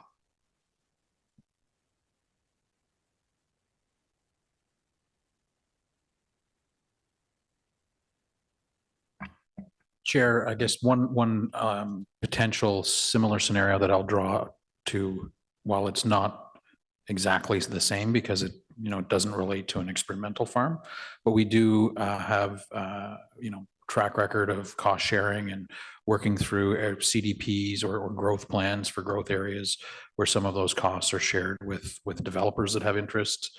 And in some of those situations, the city would take on those costs, and in others, the developers take on the costs, and in others, there is a cost sharing. So it really depends on the scenario and what the objectives are, and where the pressures align with our own priorities. Okay, so then I guess in this scenario, decision that the city should fund it, because it's not cost shared, right? That's correct. It's not cost shared. The consultants would be borne 100% by the city. Okay, so I guess maybe why in this scenario we feel like it's our responsibility to fund it and it not be cost shared. Through Mr. Chair, I would say that it's because it has the possibility of impacting our own OP policy framework. Okay. So then I foresee that there might be some disagreement within the working group. So, I mean, this might be a hypothetical, difficult question to answer, but what is going to take precedence? Is it going to be the advice of experts? Is it going to be our OP supersedes? Is it going to be our housing targets? Is there something that's weighted more heavily than others? Chair, at this point, the working group has been working very well together, and I appreciate that we are in the easy part of the project, which is defining what we're going to do. There certainly is an opportunity for tension or competing interests on a go-forward basis, but our goal through the exercise is to identify ways that we can achieve our goals and objectives as they're identified in the official plan, which speak to density and creating that critical mass along the BRT, that it will be sustainable without having a significant impact on the farm, or at mitigating the impact that it could have on the farm. So part of that is looking at different development scenarios, and could there be nodes of buildings, hypothetically, that could concentrate an impact on the farm, but still allow the objective. There's a variety of different scenarios that could play out through that, and our goal at this point, walking into the process, is really to find a way to best achieve all of our objectives, and the compromises that may come down the road, it really is premature to try to define what those are going to be, or, you know, come in and say, well, this is, you know, we're going to achieve this no matter what. I think we're walking into it in good faith to try to find a common ground and a baseline that satisfies everybody's objectives. Okay, thank you. I wish you much harmony going forward. Thank you. Thank you, Riley. Thanks, Chair. I mean, to reiterate, the working group formalizes an opportunity for the city, the NCC, agriculture, agri-food to sit down. And so to talk about these issues, because as future development around the periphery happens, we don't want to have the same conversations over and over again. We saw that with the Carling file and then the baseline file. So of course I support the working group, and yes, there may be some tough discussions that have to happen, but have them now, because we know Carling and Maryville and Baseline and Prince of Wales will have future growth. I'm not aware of any development file right now that is in the preliminary discussion. Certainly there's lots of property around. There have been files approved, but I'm not aware of any that are in the hopper that may be before this committee, at least in the short term. So I just wanted to park with staff. One ongoing issue I have is the lack of federal legislation to protect the farm, like additional strengths. And just if I could plant that seed with you, for the feds, either this land is of critical importance for agriculture research or it isn't, and they have significant tools available to them. So the question is, why aren't they using those tools? We know from their own scientists and their experts and the deputy who all testified here, the importance of agricultural research lands.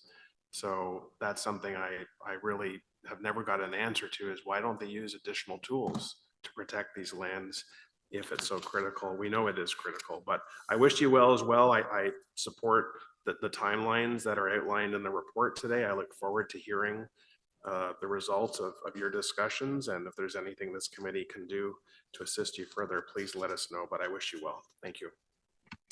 Thank you, Councillor Tierney.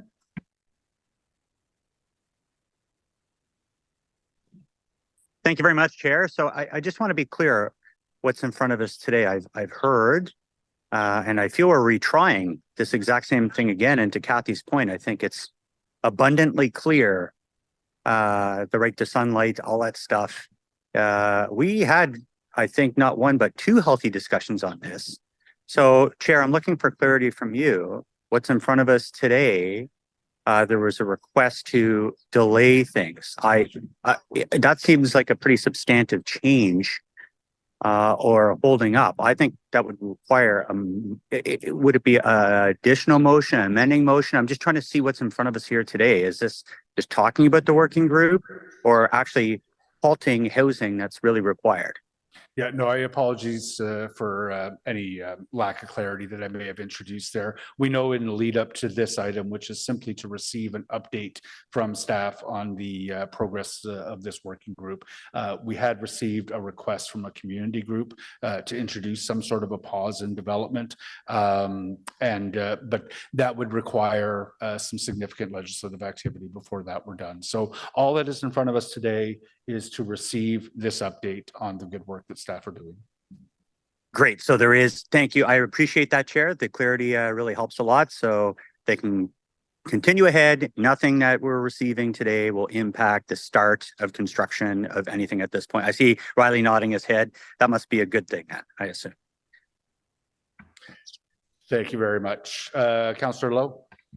Thanks very much, Chair. When we were towards the end of that, when we were approaching the first draft of the zoning bylaw, the new zoning bylaw, I was doing a bunch of research, and it's like the zoning bylaw and the official plan have to meet provincial planning goals for land use and everything. And within the constitution or whatever divides the roles of government here, we're creatures of the province. And if the federal government has concerns about the farm, perhaps my view of this is way too black and white, but I see our role as sort of listening to what the province wants because that literally is that's why cities exist, right? Sorry, that's how cities exist within the government, within the framework. So, you know, I maybe in my head I'm misplacing the role of this working group. Maybe I'm misplacing the role of why it's even our sort of within our wheelhouse. I know consultation, I know communication is always very good, but you know, when it comes to development, when it comes to things like this, like I see the city's role as more responsive to what the province wants us to do, and also what the city wants itself to do.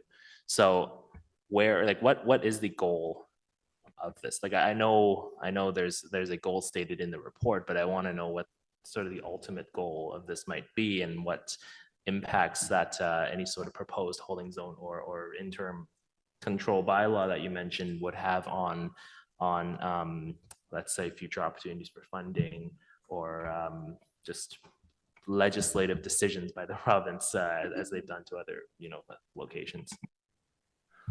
So, Mr. Chair, Councillor described sort of a black and white scenario. I think there's also a many shades of gray scenarios in between. And outside of the black and white, there could be instances where, in terms of development potential, there might be some impacts that could be mitigated while still achieving what the official plan is striving to do in terms of construction.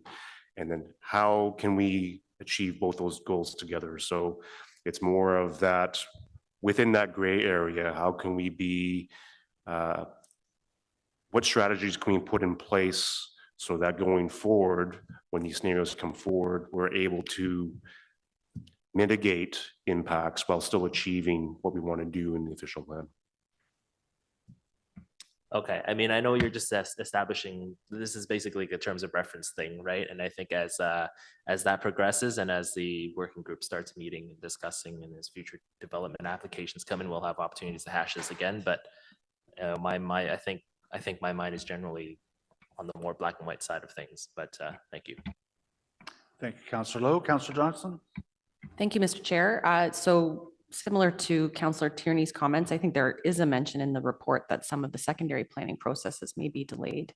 And I'd like to understand to what extent you can anticipate that, given, you know, even just from earlier delegations, I have some very significant growth projected in College Ward. Many residents are expecting a secondary plan to help them anticipate what kind of growth they can expect. And I would hate to see that delayed too much. Mr. Chair, I appreciate the question, Councillor. You know, we were asked to describe any potential impacts, and you know, that's being you know, as straightforward as I can be, saying, you know, my contribution to this study means that I'm not spending that time on secondary plans. So you know, there could be very minor delays. I don't expect anything significant. We're still on track to complete Pinecrest Queensview and Lincoln Fields this year, and to start the next batch of secondary plans, Algonquin, Baseline, and Maryvale later on this year. Thank you for that. I know that with the changing landscape from provincial and federal legislation, some of, like with Pinecrest Queensview, for example, you've had to go back and sort of reimagine some of those things within that. We can probably anticipate perhaps that the past dictates the future, and we may have some other shifting tectonic plates between now and perhaps a federal election next year. You're a tiny team. You're all things to all people. I don't envy you, but certainly, you know, we do want to be able to support our residents to anticipate what growth they can expect, because without those sort of concrete plans in place, people feel surprised. So between those and the comprehensive zoning bylaw review, we have a lot of learning to do in our wards, and I hope we can continue to press forward with that. Thank you. Councillor Kavanagh. Thank you. Given this is federal land, and we're getting mixed messages of what the federal government wants us to do, including intensify in an urban area, I'm curious if the local member of parliament is involved as well. Chair, within the working group, it is at this point limited to staff. There are no elected representatives of any level of government, including city council.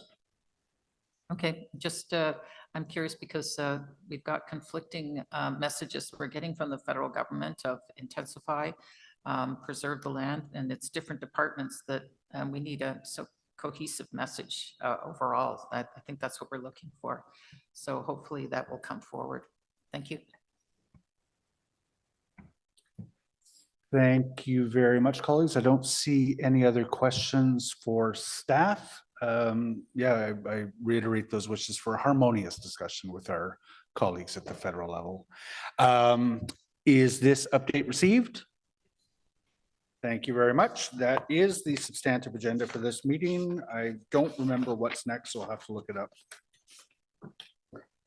Notices of motion. Are there any notices of motion? I don't see any. Are there any inquiries? Nope. We have no other business. We are adjourned. Our next meeting will be on Wednesday, July 3rd, 2024. Thank you very much, colleagues.